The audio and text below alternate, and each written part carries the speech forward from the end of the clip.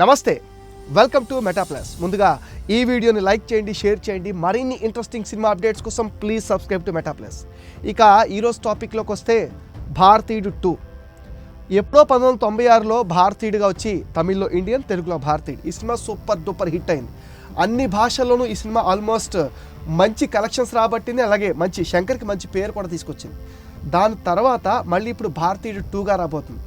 అసలు ఈ కథ గురించి ఆ కంటిన్యూషన్ క్యారెక్టరే ఉంది అని చెప్పడంతో సగం మంది డీలా పడ్డారు.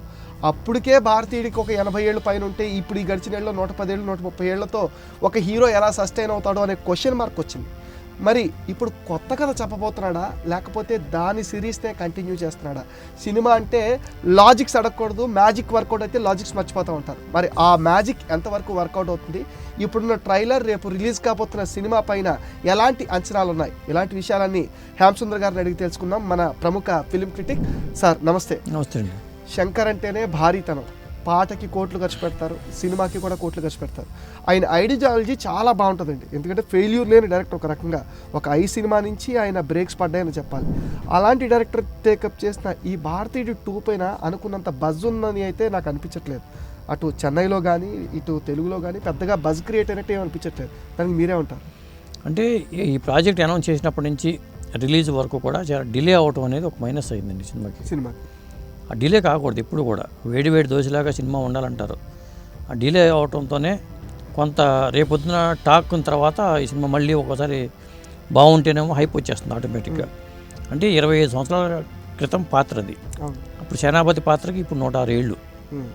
మరి 106 ఏళ్ల వయసులో ఉన్న పాత్రని ఎంత పవర్ఫుల్గా ఈయన తీర్చిదిద్దాలి అనుకున్నప్పుడు ట్రైలర్ చూసినప్పుడు కొంత డిసప్పాయింట్ అయ్యారు జనాలు. అంటే అంచనాలు పెట్టుకున్నారు. భారతీయ 2 పాత్ర అప్పట్లో కొన్ని మర్మకళ అని తెలిసిన వ్యక్తి. అట్లాంటి పాత్ర అంటే కొంచెం డిఫరెంట్ పాత్ర అని చెప్పాలి. ఆ పాత్ర మరి ఆ స్థాయిలో ఉంటుందా? శంకర్ సినిమాలో ప్రత్యేకత ఏంటంటే ఇంటర్నల్గా ఒక మెసేజ్ ఉంటుంది. ఎప్పుడు ప్రతి సినిమాలో సోషల్ మెసేజ్ అనేది ఇస్తూ ఉంటాడు. కమర్షియల్గా సినిమా చెప్పినా కానీ ఒక మెసేజ్ అంటూ ఉంటుంది. కాబట్టి భారతీయుడు 1లో ఏంటంటే లంచగొండితనం మీద ఆయన ఎక్కుపెట్టాడు.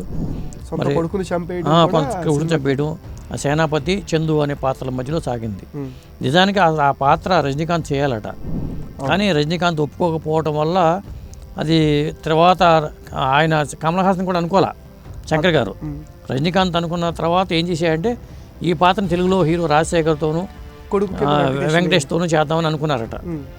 మరి అనుకున్నప్పుడు కమల వీరి పాత్ర విని నేను ఇది చేస్తాను, తండ్రి కొడుకుల పాత్ర 2 నేనే చేస్తాను అనడంతో అది పట్టాలు ఎక్కినప్పుడు అది అంత పెద్ద హిట్ అయింది. అవును సార్, అప్పుడు కూడా గెటప్ కూడా చాలా అప్లాజ్ వచ్చింది. అవును, డిఫరెంట్ మేకప్ స్టైల్ అది. కానీ ఇప్పుడు ఈ పార్ట్ 2లో గెటప్ అంత కుదిరినట్టుగా అనిపించట్లేదు. ఎందుకంటే అప్పుడు చూసేస్తుంది అని అంటారు, లేకపోతే దేనికోసం అంటారు? గెటప్ విషయంలో అనిపిస్తుంది కొంత డిసప్పాయింట్ అయిన మాట వాస్తవమే. ఎందుకంటే అప్పుడు పాత్ర మేకప్ కానీ దాదాపు 3-4 గంటల మేకప్కి పట్టేది. అలాగే అప్పుడు భారతీయుడికి ఉన్న ప్లస్ పాయింట్ ఏంటంటే Rahman music, A R Rahman music అనేది పెద్ద ఎసెట్ అని చెప్పాలి. ఆ పాటలు పచ్చని చిలుకలు తోడుంటే ఆ పాట చూసారా, ఆ డ్యాన్స్ మూమెంట్స్ కానీ అవన్నీ కానీ, ఆ పాట టెలిఫోన్ మ్యూజిక్ అయితే బిగ్గెస్ట్ హిట్, పెద్ద హిట్. రికార్డింగ్ పరంగా కానీ అది పెద్ద హిట్ అయింది అప్పట్లో. దాంతో ఎప్పుడైనా సరే కంపారిజన్ మొదలవుతుంది. దాని సీక్వెల్ వచ్చినప్పుడు కంపారిజన్ మొదలవుతుంది. ఆ స్థాయిలో ఉందా లేదా అని. పాత్ర చేసింది కమల్ హాసనే కావచ్చు, మళ్ళీ మేకింగ్ పరంగా కూడా మళ్ళీ కంపారిజన్ మొదలవుతుంది కదా. ఇక్కడ ఇప్పుడు సిద్ధార్థ పాత్ర ఉంది. సిద్ధార్థ పాత్ర ఏంటి, మరి కమల్ హాసన్ అక్కడ రీప్లేస్ చేయగలడా, ఆ తరహాలో మరి సిద్ధార్థ న్యాయం చేయగలడా అనేది కూడా డౌట్ వస్తుంది. ఈ భారతీయుడి పాత్ర, కమల్ హాసన్ పాత్ర ఎంత నిడిగి ఉంటుంది ఏంటి, దీని మ్యూజిక్ మరి కొత్త మ్యూజిక్ డైరెక్టర్ కూడా మారాడు కాబట్టి మరి ఎట్లా ఉంటుందనే ఒక దీంతో అంచనాలు అయితే లేవు ఈ సినిమా మీద. అది ఒక విధంగా ప్లస్ అనుకోవాలి. ఏ అంచనాలు పెట్టుకోకుండా రేపు సినిమా చూసిన వాళ్ళకి బాగుంటే మళ్ళీ పట్టం కట్టచ్చు. అంటే సార్ ఇప్పుడు నాకు డౌట్ ఏంటంటే అప్పుడు సేనాపతి అనే క్యారెక్టర్ కొడుకుని చంపేసి ఫ్లైట్ బ్యాష్లో ఎస్కేప్ అయిపోయాడు, మళ్ళీ ఆయన వచ్చి మళ్ళీ వెనక్కి వచ్చాడు అన్న విధాన్నే మనకు చూపించారు ట్రైలర్లో చూసుకుంటే.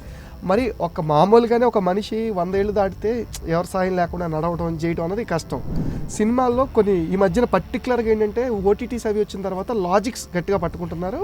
అంటే చాలా పగడ్బందీగా ఉంటే తప్ప సినిమాని చూడట్లేదు.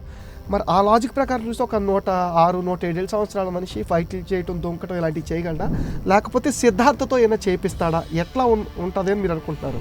అంటే ఇక్కడ 2 విషయాలు ఆలోచించాలి. అక్కడ మన సేనాపతి పాత్రని అప్పుడు చెప్పినప్పుడు కూడా అతనికి మర్మకళ అనేది ఉందని నేర్చుకున్నాడని చెప్పారు. కాబట్టి ఒక యోగులు కొంతమంది 200 సంవత్సరాలు 300 సంవత్సరాలు బతికిన వాళ్ళు కూడా ఉన్న చరిత్ర ఉంది మనకి. ఇలాంటి కొంత విద్యలు ఉన్నవాళ్ళు వీళ్ళకి కొంత మరణం కూడా లేటుగా వస్తుంది, 250 ఏళ్ళు 200 ఏళ్ళు కూడా బతుకుతారని చెప్పి అంటూ ఉంటారు. కాబట్టి ఆ లాజిక్నే మనం చూసుకోవాల్సి వస్తుంది, ఇక్కడ అప్లై చేసుకోవాలి.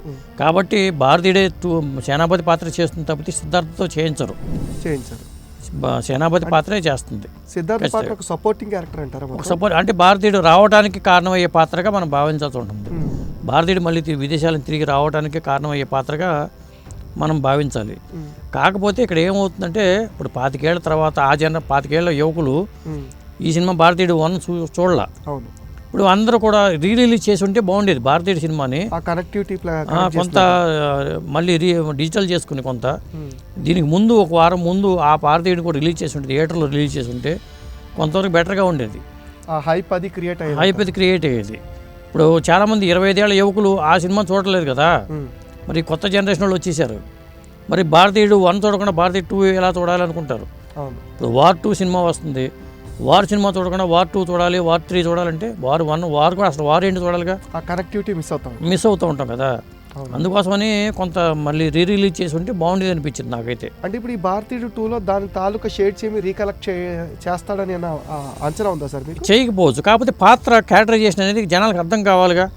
ఈ పాత్ర ఇంత పవర్ఫుల్ అనేది అతను ఒక బ్యాక్గ్రౌండ్ స్టోరీ తెలియాలి కదా. అసలు తెలియాలంటే కొంత చెప్పాలి, దీంట్లో చెప్పే అవకాశం ఉందంటారా? చెప్పొచ్చు, చెప్పకపోతే మరి ఈ జనరేషన్ కొత్త జనరేషన్ వాళ్ళకి ఇది రీచ్ అవ్వలేదు, చాలా కష్టమైపోద్ది. అతను 106 ఏళ్ల వృద్ధుడు వచ్చి ఇట్లా చేస్తున్నాడంటే కొంత జీర్ణించుకోవడం కష్టం. కాబట్టి లాజిక్ అక్కడ లేదనుకుంటారు. లాజిక్ ఉందని తెలియాలంటే ఆ సినిమా చూడాలి. సార్ ఇప్పుడు ఈ సినిమా రేపు రిలీజ్ కాబోతుంది అంటే తమిళనాడులో కూడా అంటే మామూలుగా తమిళనాయన్స్ అంటే బాగా ఓన్ చేసుకుంటారు, మా తమిళ సినిమా అంటే ఎక్కువ ప్రమోట్ చేయటం అది. ఇప్పుడు కల్కి కూడా అక్కడ కొంచెం డ్రాప్ అయింది. కానీ ఎన్ని డ్రాప్ అయినా భారతీయుడు 2కి అంత హైప్ లేకపోవడానికి రీజన్ ఏంటంటారు తమిళనాడులో? అంటే ఇక్కడ 2 రకాల కారణాలండి. ఇంకోటి హైప్ లేకపోవడంతో పాటు ఇక్కడ రేట్లు కూడా పెంచారు. ఇక్కడ ఇప్పుడు తెలంగాణ గవర్నమెంట్ సింగిల్ స్క్రీన్ థియేటర్లోనూ 50 రూపాయలను, మల్టీప్లెక్స్లోనూ 75 రూపాయలు చొప్పున పెంచుతూ జీవో వచ్చింది. ఏపీలో కూడా పెంచవచ్చు. పెంచడం అనేది కలికి ప్లస్ అయింది, కానీ దీనికి ఒక మైనస్ అవుద్ది అనిపిస్తుంది నాకు. ఈ సినిమాకి ఓపెనింగ్స్ రాకపోవడానికి కొంత అంత ఇదిగా ఉండకపోవడానికి కారణం రేట్లు పెంపుతలేమో అనిపిస్తుంది. ఎక్స్ట్రా షోలు కూడా అనుమతించారు. టాక్ వస్తే కానీ మళ్ళీ దీనికి హెల్ప్ అవుతుంది. అలాగే ఈ సినిమా ఇంకోటి ఏంటంటే హైప్ లేకపోవడం కారణం డిలే అవ్వటమే. మెయిన్ ప్రాజెక్ట్ ఎప్పుడో స్టార్ట్ చేసి డిలే అవ్వటం ఒకటి. శంకర్ సినిమాల పరంగా క్రేజ్ తగ్గింది, లాంటి ఫ్లాప్ రావడం ఒకటి. తర్వాత రోబో సినిమా హిట్ అయినా కానీ ఆ 2.0 అనేది అనుకున్నంత రేంజ్ రాలా. ఇట్లాంటి అంశాలు కూడా శంకర్ కెరీర్ మీద కొంత మళ్ళీ శంకర్ వెనకపడ్డా అనుకునే పరిస్థితి వచ్చింది. దానివల్ల శంకర్ మీద సినిమా మీద కమల్ సినిమాకి కొంత ప్లస్ పాయింట్ ఏంటంటే కలికిలో కమల్ విలన్ కావడం అనేది ఒక ప్లస్ పాయింట్. ఆ వెంటనే ఈ సినిమా రావడం అనేది కొంతవరకు హెల్ప్ అవుతుంది. అంటే లోకేష్ కనకరాజ్ సినిమాతో విక్రమ్తో బ్యాక్ అయి ఉన్నాడు కాబట్టి ఆ చరిష్మా ఏమన్నా వర్కౌట్ అవ్వాలి. సార్ ఇప్పుడు శంకర్ సినిమాల విషయం తీసుకుంటే అపరిచితుల్లోనే మ్యాక్సిమం ఎంత చెప్పాలో అంతా చెప్పేశాడు సార్. ఎందుకంటే ప్రతి ఎలిమెంట్ మనం నిర్లక్ష్యంగా ఉండకూడదు అనుకున్న దాని నుంచి ఆయన పరంపర చూసుకుంటే ఇంకా అపరిచితుడే లాస్ట్ అన్నీ చెప్పేశాడు, ఇంక చెప్పడానికి ఏమీ లేదు. మరి ఇందులో కొత్తగా చెప్పడానికి ఏముంటుందని మీరు అనుకుంటున్నారు? అంటే కరెంటు టాపిక్లు తీసుకోవాలండి, ఉన్న కరెంటు అంశాలు తీసుకుని.